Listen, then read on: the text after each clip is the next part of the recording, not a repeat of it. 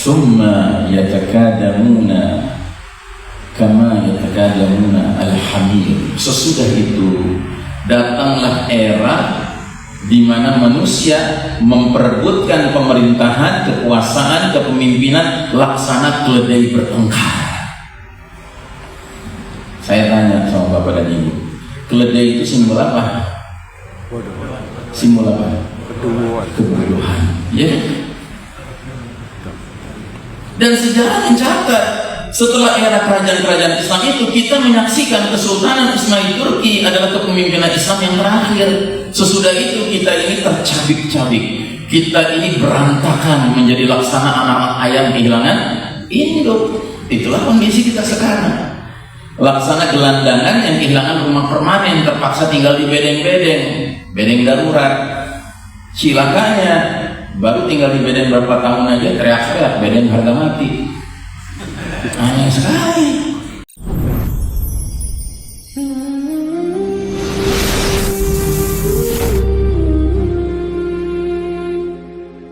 Alhamdulillah Rabbil Alamin. Wassalatu wassalamu ala asyrafil anbiya wal mursalin Sayyidina Muhammadin wa ala alihi wa ashabihi ajma'in. Faqala Allah Ta'ala fi kitabihil karim, Ya ayyuhalladzina amanu taqullaha haqqa tuqatih wa la tamutunna illa wa antum muslimun. Subhanaka la ilma lana illa ma 'allamtana innaka antal alimul hakim. Allahumma anfa'ni bima 'allamtani wa 'allimni ma yanfa'uni wa zidna ilman. Walhamdulillahi ala kulli hal. Hadirin jamaah Masjid Al-Ikhlas rahimakumullah. Pertama dan utama sekali marilah kita sama-sama menyampaikan rasa puja dan puji kita, keagungan, kemuliaan, kesetiaan, kepatuhan kita, kecintaan kita kepada pemilik sejatinya Allah Subhanahu wa Ta'ala. Kita syukuri segenap nikmat yang kita terima sampai hari ini, sampai detik ini, dan terutama kita syukuri nikmat yang Allah berikan hanya kepada orang-orang pilihan. Tidak semua orang mendapatkannya. Alhamdulillah kita yang hadir di masjid ini mendapatkannya, yaitu nikmatul iman wal Islam. Hanya dengan nikmat itulah hidup kita menjadi lurus, tidak bengkok, menjadi terang, tidak gelap, menjadi jelas, tidak kabur, menjadi benar, tidak salah, dan menjadi selamat, tidak celaka di dunia maupun di akhirat. Mudah-mudahan Allah terus melimpahkan nikmat ini dalam hidup kita, sehingga pada gilirannya kita harus meninggalkan dunia fana ini, semoga kita dalam puncak keimanan dan keislaman kita. Amin ya rabbal alamin. Salawat salam sejahtera marilah kita doakan tercurah kepada manusia pilihan teladan kita bersama, Imamul Muttaqin, pemimpin orang-orang bertakwa, sekaligus qaidul mujahidin, panglima para mujahid yang sejati, Nabiullah Muhammad sallallahu alaihi wasallam, keluarganya, sahabatnya, istri-istrinya, ummul mukminin, ibundanya kaum beriman, para pengikutnya yang setia hingga akhir zaman, dan semoga kita termasuk umat beliau yang berhak menerima syafaatul uzma beliau di hari berbangkit, sehingga kita semuanya dimasukkan ke dalam jannatul na'im. Amin ya rabbal alamin. Bapak dan Ibu rahimakumullah, saya mohon maaf kehadiran terlambat sekali, karena di perjalanan tadi saya sudah heran ya, kok ini banyak anak-anak sekolah pagi-pagi ini sudah berangkat sekolah dan macet sekali ya. Saya sampai bertanya apakah memang di daerah Jawa Timur ini sekolah itu masih begitu pagi gitu ya. Macet sekali Pak, macet. Nah udah agak lama kita berjalan, di kiri kanan kita lihat yang naik motor, yang jalan kaki pakai seragam sekolah itu. Ternyata baru sadar kita ini mahasiswa baru ya.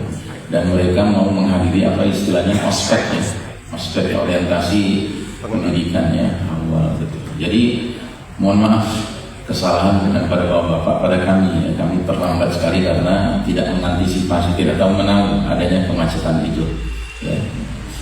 Mudah-mudahan dimaafkan ya. Dan karenanya sebelum saya lanjutkan, saya perlu bertanya, kira-kira kita akan sampai jam berapa ini? Karena ini sudah siang sekali ya. Pantasnya sampai jam berapa Pak? Jam 6. Baik saudara sekalian rahimakumullah. Alhamdulillah pada kesempatan kali ini Allah izinkan saya hadir di Jawa Timur, di Malang ya. Dan Ini bukan pertama kali kami di sini, walaupun sudah lebih dari sekali, bukan berarti saya sudah hafal jalan. 3 kali. Sudah 3 kali ya. Bapak ini lebih tahu daripada saya sendiri. Nabi Muhammad SAW pernah bersabda, Al-mu'minu ilfun ma'luf, wala khaira fiman la ya'luf wala yu'laf.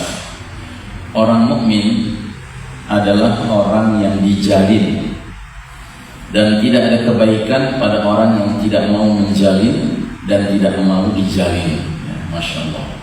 Jadi lewat hadis ini kita disadarkan bahwa orang yang mengaku beriman itu tidak pantas memiliki mentalitas ingin sendirian, ya.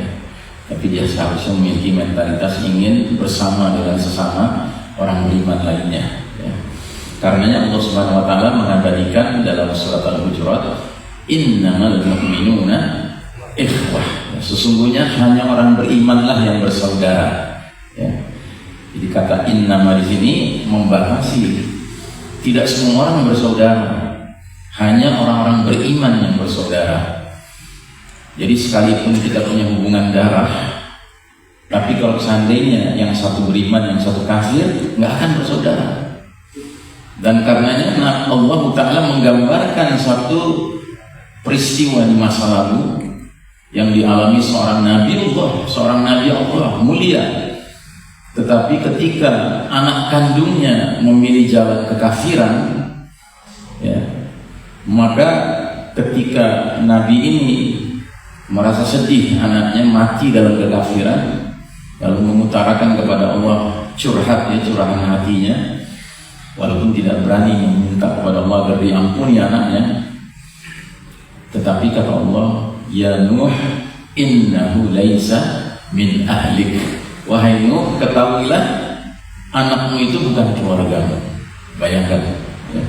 Jadi putus hubungan persaudaraan begitu ada yang memilih jalan kekafiran sebagai jalan hidupnya.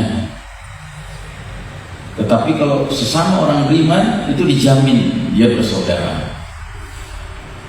Di lain sisi, ini juga bukti kalau ada orang mengaku beriman tapi nggak punya jiwa persaudaraan, pada hakikatnya dia bukan orang beriman. Karenanya kita hadir pada pagi hari ini, hendaknya kita jadikan ini sarana untuk membuktikan adakah kita orang beriman atau tidak. Kenapa? Karena acara ini mengambil tema yang kalau tidak diiringi dengan mahabbah, ukhuwah, cinta dan persaudaraan, mustahil acara ini ada gunanya. Ini adalah acara dalam rangka kita memperhatikan pesan Nabi yang berbunyi, Man lam yahtam bi amril muslimina falaysa minhum. Barang siapa tidak punya kepedulian terhadap saudara mukminnya, dia bukan bagian dari umat Islam. Masya Allah. Nah, jadi saudara rahimakumullah, marilah kita memohon kepada Allah agar diri-diri kita ini tidak sebatas menjadi muslim, tetapi dari hari ke hari kita terus meningkat sehingga menjadi mukmin. Dan kalau sudah menjadi mukmin, kita akan bisa merasakan lezatnya persaudaraan, Pak. Tapi kalau baru sebatas muslim, sulit. Dan ini sudah terbukti. Jumlah umat Islam itu 2 miliar di muka bumi hari ini, Pak. Ketika 2 juta saudaranya dibantai oleh manusia-manusia yang Allah abadikan dalam surat Al-Fatihah sebagai al-maghdubi alaihim, kaum yang dimurkai Allah, al-Yahudi, ya. Kita tidak melihat bagaimana yang 2 miliar kurang 2 juta itu menunjukkan solidaritasnya, menunjukkan kepeduliannya. Karena apa? Karena 2 miliar ini mayoritas muslim, Pak, bukan mukmin, belum menjadi mukmin. Dan karenanya Allah Subhanahu wa taala berfirman dalam surat Al-Hujurat, Qalatil a'rabu amanna. Orang-orang Arab Badui datang kepada Nabi Muhammad SAW lalu menyatakan, amanna, kami sudah beriman. Apa kata Allah kepada Nabi kita? Qul, katakan sama mereka orang-orang Arab Badui itu yang mengaku beriman itu, lam tu'minu, kalian belum beriman. Walakin qulu aslamna. Akan tapi kalau mengaku muslim boleh, ngaku mukmin nanti dulu. Kenapa?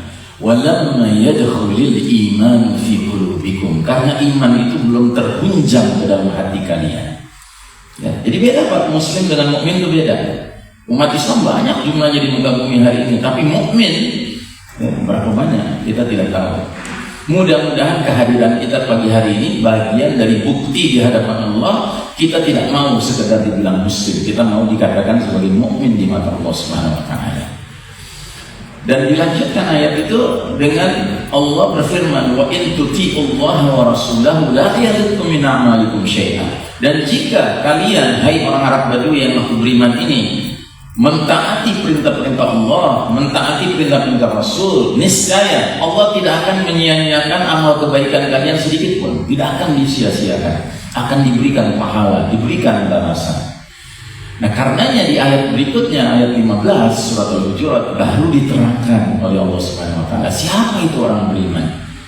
Innamal mu'minuna alladzina amanu billahi wa rasulihi. Sesungguhnya orang-orang beriman hanyalah mereka yang beriman pada Allah dan Rasulnya, tsumma lam yartabu, kemudian gak punya keraguan, ya. Nah, jadi ciri orang sudah meningkat derajatnya dari muslim menjadi mukmin, dia sudah tidak punya keraguan terhadap apa? Terhadap Allah, terhadap Rasul, terhadap dinullah, agama Allah Subhanahu wa taala. Karenanya kalau kita perhatikan ada dua ayat dalam surat Al-Baqarah terkait dengan Al-Quran yang kalau kita nggak pikirkan dalam-dalam kita bingung juga, yaitu ayat di tengah-tengah surat Al-Baqarah ayat 185 kalau saya tidak salah. Itu berfirman, Allah berfirman, syahrul ramadhan alladzi unzila fihi al-Qur'an hudan linnas, ya kan? Bulan Ramadan, bulan diturunkannya Al-Quran, petunjuk bagi siapa? Manusia. Bagi umat manusia. Apakah semua umat manusia itu beriman? Apa semua umat manusia beriman, Pak? Tidak. Umat manusia itu macam-macam. Ada mukmin, ada muslim, ada musyrik, ada munafik, ada kafir, ya kan? Tapi kata Allah, Al-Quran ini petunjuk bagi semua manusia. Mau beriman, mau nggak beriman, tapi Al-Quran ini petunjuk bagi semua manusia. Itu di tengah, di surat Al-Baqarah ayat 185. Di awal surat Al-Baqarah ada ayat bunyinya Alif Lam Mim Dzalikal kitab la raiba fihi hudal lil muttaqin. Alif Lam Mim, ini Al-Quran, nggak ada keraguan di dalamnya, petunjuk bagi siapa? Orang bertakwa. Loh, ini gimana? Di tengah Allah bilang Quran petunjuk bagi segenap manusia. Di awal Al-Baqarah Allah bilang petunjuk bagi orang-orang bertakwa. Memangnya semua manusia bertakwa? Kan kalau kita nggak pikirkan dalam-dalam, kita bingung. Ini jadi yang benar yang mana? Petunjuk bagi semua manusia atau untuk orang bertakwa? Nah, jalan ceritanya begini. Tidak mungkin Al-Quran pada akhirnya, at the end of the day, menjadi petunjuk bagi segenap manusia kalau belum ada modal awalnya. Modal awalnya itu siapa? Muttaqin. Karena muttaqin ini sudah sampai ke derajat la raiba fihi, nggak punya keraguan terhadap Al-Quran. Nah, berarti untuk mensosialisasikan Al-Quran yang akhirnya nanti menjadi petunjuk bagi segenap manusia, mau mereka terima kek, mau mereka tolak kek, harus ada muttaqin, jajaran muttaqin yang memperjuangkan Al-Quran ini. Karena apa? Karena mereka sudah mencapai derajat mukmin. Tidak mungkin orang jadi muttaqin kalau nggak punya keimanan yang memadai. Dan itulah rahasianya kenapa kalau kita sholat Jumat laki-laki mendengar khotib dari awal sampai akhir khotbahnya nggak ada nasihat takwa, kita boleh suruh dia turun dari mimbar. Karena itu syarat wajibnya, sahnya khotbah Jumat. Nggak benar khotbah Jumat kalau nggak ada sama sekali nasihat bertakwa. Kenapa? Karena khotbah Jumat itu adalah sarana konsolidasi untuk mobilisasi umat ini. Dan karenanya khotib yang benar adalah khotib yang mengingatkan umat ini, ayo kita tidak puas menjadi muslim saja, ayo kita jadi mukmin, ayo kita jadi muttaqin haqqa tuqatih. Nah, jadi jamaah sekalian rahimakumullah, Allah mengatakan innamal mu'minuna alladzina amanu billahi wa rasulihi tsumma lam yartabu. Kemudian mereka tidak punya keraguan. Tsumma itu maknanya ada proses, ya. Nah, proses inilah harus kita jalankan. Jangan kita biarkan diri kita puas menjadi muslim semata. Ayo kita tingkatkan diri kita jadi mukmin. Dan kalau kita sudah sampai ke derajat tsumma lam yartabu, niscaya bagian terakhir dari ayat ini, kriteria orang mukmin bagian terakhir itu menjadi kenyataan. Apa itu bagian terakhirnya? Innamal mu'minuna alladzina amanu billahi wa rasulihi tsumma lam yartabu tsumma selanjutnya apa? Wajahadu fi sabilillahi bi amwalihim wa anfusihim ulaika humus shadiqun. Jadi setelah mereka hilang keraguannya, pasti mereka berjihad, berjuang keras dengan jiwa, dengan harta mereka, dan mereka itulah orang-orang yang jujur ucapan, jujur perilaku. Ya. Nah ini yang kita harapkan pada diri-diri kita ini, Allah percayakan iman seperti itu. Ya. Dan kalau iman seperti itu sudah ada dalam diri kita, niscaya kita menyaksikan saudara beriman kita di negeri lain, walaupun nggak kenal, walaupun beda bangsa, beda bahasa, beda suku, beda warna kulit, beda kultur, tapi karena kita bisa mendeteksi ini orang beriman, bahkan beriman dan berjihad di jalan Allah Ta'ala, niscaya berlakulah hadis Nabi, al-arwahu junudun. Ruh-ruh manusia itu laksana prajurit berbaris. Fama ta'arafa minha ikhtalaf wa man tanakara minha ikhtalaf. Mana-mana ruh yang saling kenal, yang saling cocok, yang satu frekuensi, satu gelombang, pasti dipertemukan sama Allah. Tapi mana-mana ruh yang saling mengingkari, saling menolak, yang beda frekuensi, beda gelombang, pasti dipisahkan sama Allah Ta'ala. Jadi jamaah sekalian rahimakumullah, 2 tahun 2 hari dari tanggal 7 Oktober 2023 sampai 9 Oktober 2025 terjadilah peristiwa dahsyat di Ardul Mubarakah, di bumi yang Allah berkahi, di Ardul Muqaddasah, di bumi yang Allah sucikan, di Ardul Anbiya wal Mursalin alaihimussalam, di buminya para nabi dan para rasul, yaitu bumi Syam. Bumi Syam adalah bumi yang sekarang tidak kita temukan dalam peta geografi dunia modern sekarang. Kenapa? Karena peta dunia hari ini dibuat oleh para penjajah barat kafir. Mereka sudah cabik-cabik negeri Syam itu menjadi 4 negara, Pak. Menjadi Palestina, Jordan, Suriah, dan Lebanon. Ya. Tapi ini sebenarnya satu wilayah tersendiri. Nabi sampai menyebutkan dengan khusus, Allahumma barik fi Syamina, ya Allah berkahilah negeri Syam kami. Ya. Itu harapan Nabi SAW. Karena Syam ini negeri spesial. Dahsyat, Pak. Dahsyat ini. Makanya ini peristiwa nggak boleh kita anggap ecek-ecek, ini peristiwa remeh-temeh, tidak, ini peristiwa dahsyat, Pak. Dan sayangnya sebagian besar kita hanya melihat permasalahan ini dari sudut kemanusiaannya saja, walaupun itu penting. Tapi sebenarnya kita harus melihatnya secara lengkap, Pak. Ada sisi kemanusiaan, ada sisi jihad fisabilillah. Kalau kita hanya mengikuti sisi kemanusiaannya, yang timbul adalah perasaan sedih, khawatir, ya, mojok di pinggir masjid, ya kan, menangis begitu. Tapi kalau nggak diimbangi dengan sisi jihadnya, Pak, sudahlah kita menjadi umat yang pesimistik. Ya. Karena kita harus memandang ini sebagai jihad fisabilillah. Karena apa?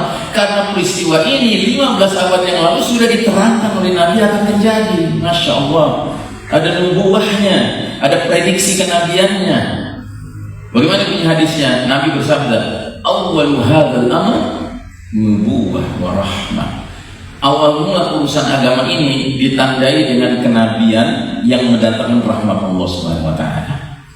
Kenabian itu maksudnya era kepemimpinan langsung Nabi Muhammad sallallahu alaihi wasallam. Tentunya itu adalah era kepemimpinan terbaik. Karena yang memimpin umat ini generasi awal, para sahabat radhiyallahu anhum ajmain, adalah manusia terbaik, uswatun hasanah kita. Sehingga itu pantas dijadikan keteladanan kepemimpinan. Terus kata Nabi selanjutnya, "Tsumma khilafah wa rahmah." Sesudah kenabian datang fase kekhalifahan yang mendatangkan rahmat Allah. Itulah yang kita kenal sebagai era kepemimpinan sahabat-sahabat terdekat dengan Nabi.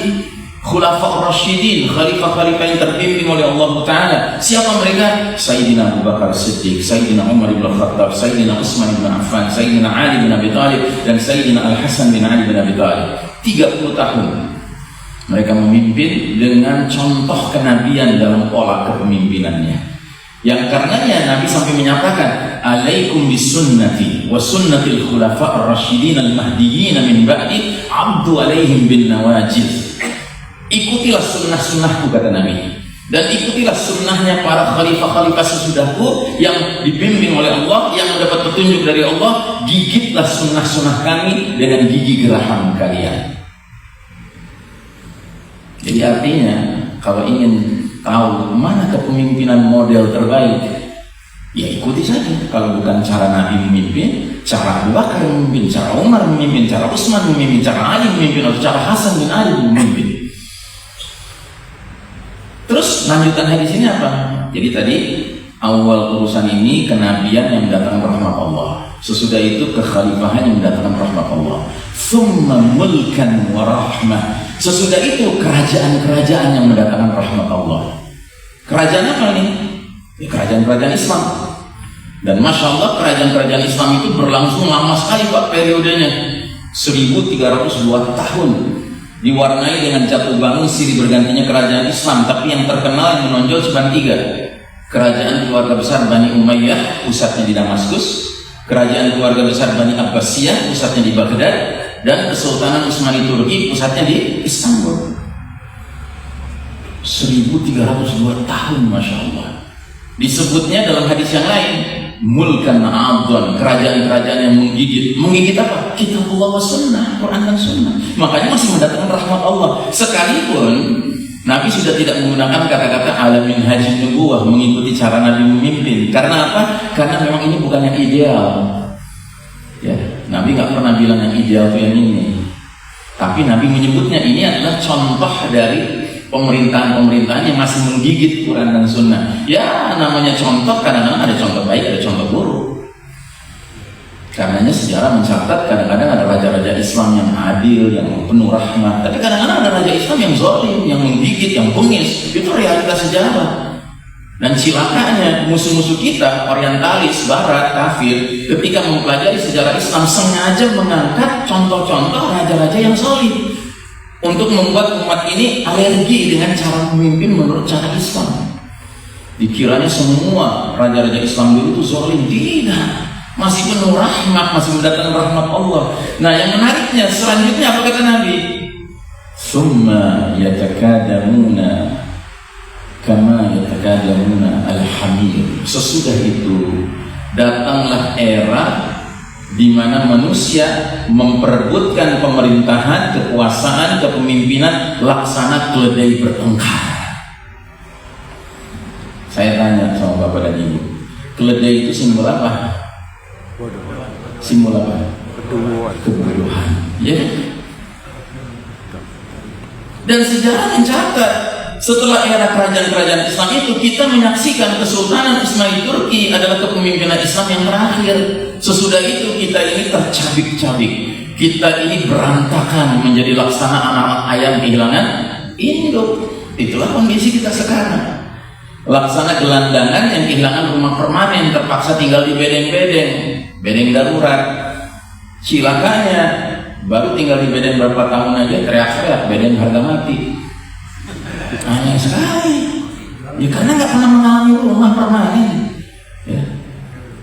Kalau kita sadar ini bedeng, kita pasti ingin berjuang keras bagaimana caranya bedeng ini berubah kembali menjadi rumah permanen, kan begitu. Tapi yang menarik, kembali lagi ke hadis ini, Nabi bilang, kemudian manusia akan memperebutkan kekuasaan, kepemimpinan, pemerintahan laksana keledai bertengkar. Dan kalau di hadis yang lain, Nabi menggunakan kata-kata apa? Muncullah mulkan jabriyah, para penguasa yang memaksakan kehendak mereka, mengabaikan kehendak Allah dan Rasulnya. Dan pada skala dunia, Allah sudah tidak izinkan lagi umat Islam memimpin umat manusia. Tadi waktu kenabian, kekhalifahan, raja-raja Islam itu masih kaum beriman mimpin seluruh umat manusia. Tapi begitu tahun 1924, 1342 Kesultanan Utsmani Turki berakhir, maka Allah pun menyatakan enough is enough, cukup umat Islam mimpin dunia ini. Aku mau pilih bangsa lain mimpin dunia. Boleh Allah melakukan itu? Ya boleh, siapa kita melarang Allah? Allah itu Al-Jabbar yang maha memaksa kehendak. Kalau Allah sudah punya kehendak, nggak ada yang bisa menghalangi. Jadi pada skala dunia Allah cabut hak kepemimpinan kita kaum beriman ini atas umat manusia, dan Allah pilih bangsa lain untuk memimpin dunia ini. Sebagaimana Allah sendiri sudah nyatakan dalam surat Ali Imran ayat 26, Qulillahumma malikal mulki tu'til mulka man tasha' wa tanzi'ul mulka mimman tasha'. Katakanlah wahai Allah, pemilik segenap kerajaan, kau beri kerajaan siapa yang kau kehendaki, kau cabut kerajaan dari siapa yang kau kehendaki. Allah berkehendak 1342 tahun Hijriah umat ini memimpin umat manusia. Tapi pada tahun 1924 1342 Hijriah Allah mengeluarkan dekret keputusan enough is enough, cukup umat Islam memimpin, sekarang aku mau pilih bangsa lain. Siapa bangsa lain yang Allah pilih? Barat, Eropa, Amerika. Dan siapa bangsa Barat ini? The Judeo-Christian Society, masyarakat Yahudi Nasrani. Dua kaum yang kita dalam sholat terang-terangan meminta jangan jadi kaum ini. Ihdinas siratal mustaqim, tunjuki kami jalan yang lurus ya Allah. Siratal ladzina an'amta 'alaihim, jalannya orang-orang yang mendapat nikmat karena menempuhnya. Siapa mereka? An-nabiyyin, para nabi-nabi, as-siddiqin, orang-orang yang jujur ucapan, jujur perilaku, asy-syuhada, orang-orang yang rela mati syahid di jalan Allah Ta'ala, as-shalihin, orang-orang yang saleh. Wa hasuna ulaika rafiqa, dan mereka itu sebaik-baiknya teman.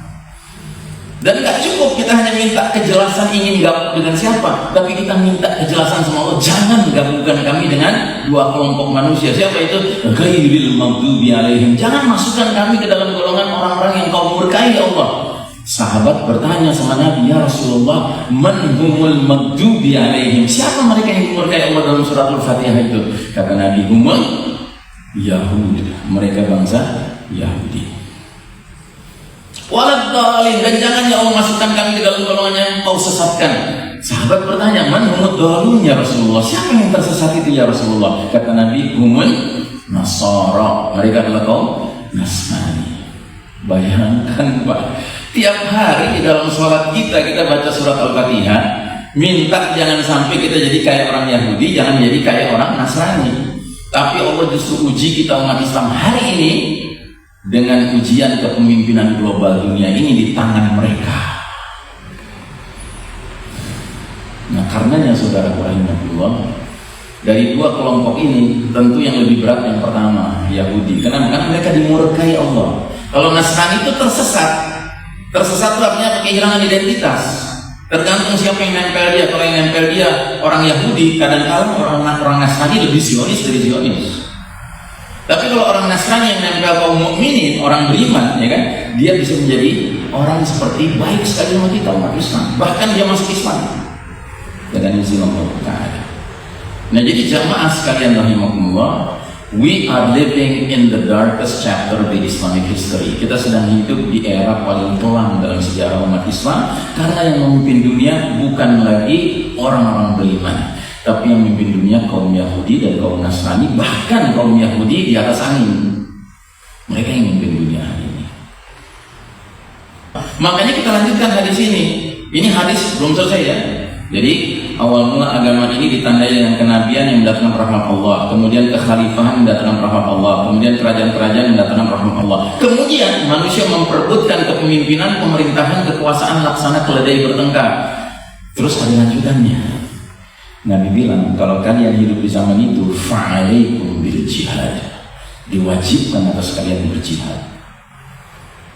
Wa inna afdhala jihadikum ar-ribat, sedangkan jihad kalian yang paling afdal di zaman itu namanya ar-ribat. Apa ribat? Ribat itu artinya berjaga-jaga. Dan para ulama membagi ribat ke dalam dua pengertian. Pengertian pertama, ribat itu artinya berjaga-jaga menunggu satu waktu sholat ke waktu sholat berikutnya. Misalnya bapak-bapak begitu azan maghrib siap-siap pergi ke masjid sholat maghrib, selesai sholat maghrib nggak pulang ke rumah, nungguin isya, itu namanya ribat. Tapi ada makna kedua ribat. Apa artinya? Berjaga-jaga di tepi negeri muslim untuk melindungi negeri itu dari musuh yang mau mencaplok negeri itu, mau mencaplok sumber daya alamnya, mau mencaplok sumber daya manusianya. Terus Nabi lanjutkan, wa inna afdhala ribatikum asqalan, sedangkan ribat kalian yang paling afdal di zaman orang memperebutkan kekuasaan kayak keledai bertengkar berlangsung di Asqalan. Pertanyaan, Asqalan itu di mana Pak? Asqalan itu di Palestina. Di zaman Nabi hidup dulu, kota Asqalan dikenal sebagai sebuah kota yang wilayahnya mencakup seluruh Gaza. Jadi Imam Asy-Syafi'i, pemimpin mazhab Syafi'iyah, lahir di Gaza. Tapi kalau ditanya orang, Syekh, antum orang mana? Saya orang Asqalan.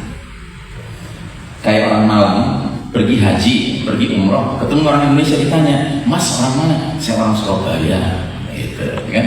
Kenapa? Karena Surabaya ibu kota dari wilayah yang mencakup seluruh Jawa Timur, termasuk Malang. Orang Tasik, orang Garut pergi umroh, ketemu orang Indonesia ditanya, Mas orang mana Mas? Saya orang Bandung.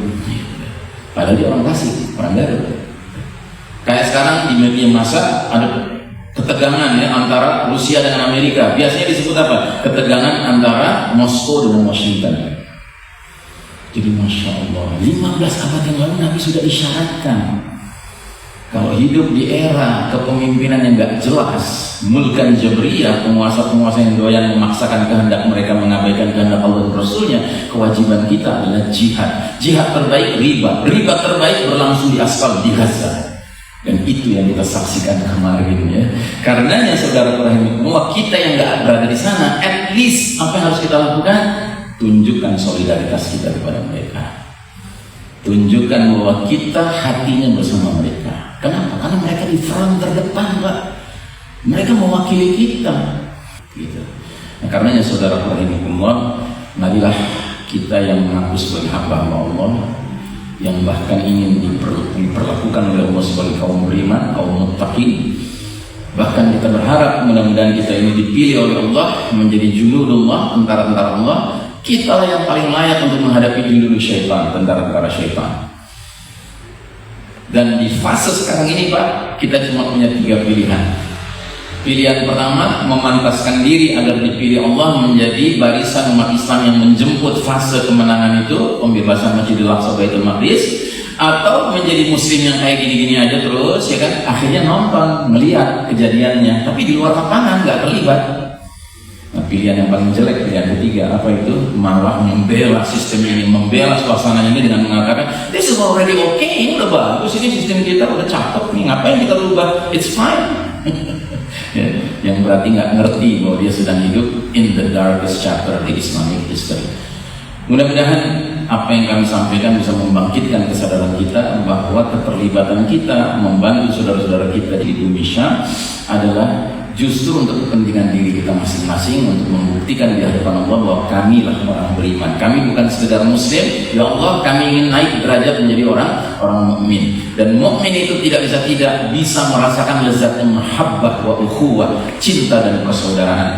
Ya, karenanya kalau Anda ingin donasi, janganlah donasi tanggung-tanggung. Ya, mana qasama abdin min shadaqah, kata Nabi, nggak akan berkurang harta seseorang karena dia bersedekah. Dan kita nggak pernah dengar ada pengusaha jadi bangkrut gara-gara dia doyan bersedekah. Malah sebaliknya, ada pengusaha Chinese bukan muslim, dia punya banyak karyawan orang muslim, dia umrohkan karyawannya ya setiap tahun ya, itu bisnisnya naik terus, maju terus, padahal dia bukan orang beriman. Kenapa? Karena Allah itu Ar-Rahman, Maha Pengasih. Kasihnya Allah nggak pilih kasih ya. Begitu Allah melihat ada hambanya doyan dermawan, doyan menjadi dermawan gitu kan, Allah mengatakan, oh mau nyanyiin aku kasih kamu lebih banyak lagi. Marilah kita jadi hamba Allah yang karim, yang mengikuti sifat Allah Al-Karim, yang maha dermawan. Demikian, mudah-mudahan apa yang kami sampaikan bermanfaat dunia akhirat untuk kita bersama. Mudah-mudahan Allah mengampuni kekurangan-kekurangan kita karena kurang peduli dengan saudara-saudara kita ya, yang sedang berada di front terdepan. Dan yang lebih penting lagi, mudah-mudahan Allah menjadikan kita bahagian dari umat yang bukan saja antisipasi kemenangan ini, tapi bahkan partisipasi dalam kemenangan ini. Aqulu qawli hadza fastaghfirullah li wa lakum, innallaha huwal ghafurur rahim, walhamdulillahi rabbil alamin. Wassalamu alaikum warahmatullahi wabarakatuh.